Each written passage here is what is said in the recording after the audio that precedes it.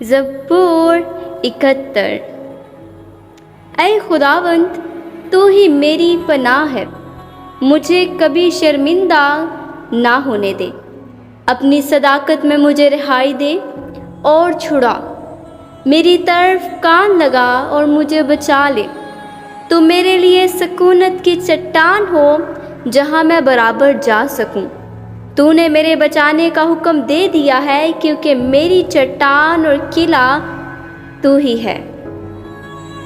اے میرے خدا، مجھے شریر کے ہاتھ سے، ناراست اور بے درد آدمی کے ہاتھ سے چھڑا، کیونکہ اے خداوند خدا، تو ہی میری امید ہے۔ لڑکپن سے میرا توکل تجھ ہی پر ہے۔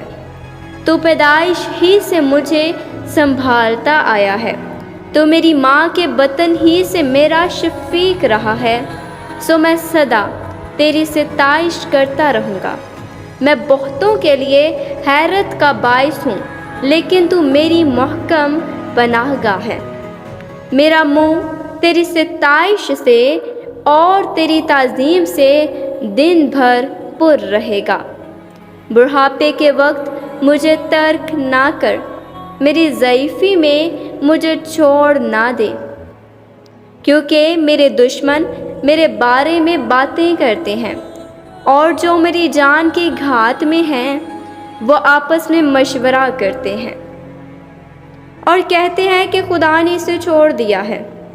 اس کا پیچھا کرو اور پکڑ لو، کیونکہ چھڑانے والا کوئی نہیں۔ اے خدا، مجھ سے دور نہ رہ۔ اے میرے خدا، میری مدد کے لیے جلدی کر۔ میری جان کے مخالف شرمندہ اور فنا ہو جائیں۔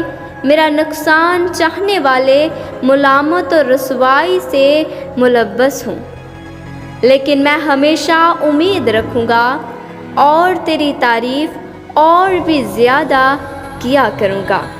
میرا منہ تیری صداقت کا اور تیری نجات کا بیان دن بھر کرے گا، کیونکہ مجھے ان کا شمار معلوم نہیں۔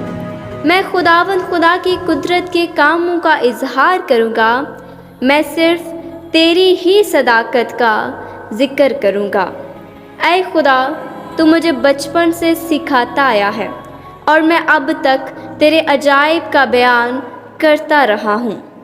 اے خدا، جب میں بوڑھا اور سر سفید ہو جاؤں تو مجھے ترک نہ کرنا، جب تک کہ میں تیری قدرت آئندہ پشت پر اور تیرا زور ہر آنے والے پر ظاہر نہ کر دوں۔ اے خدا، تیری صداقت بھی بہت بلند ہے۔ اے خدا، تیری مانند کون ہے جس نے بڑے بڑے کام کیے ہیں؟ تو جس نے ہم کو بہت سے اور سخت تکلیفیں دکھائیں، پھر ہم کو زندہ کرے گا اور زمین کے اسفل سے ہمیں پھر اوپر لے آئے گا۔ تو میری عظمت کو بڑھا اور پھر کر مجھے تسلی دے۔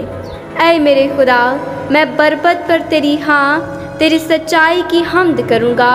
اے اسرائیل کے قدوس، میں ستار کے ساتھ تیری مدح سرائی کروں گا۔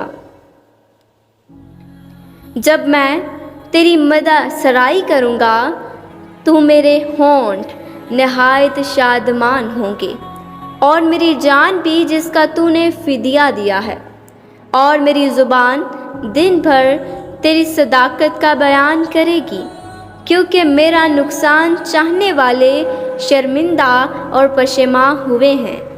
آمین۔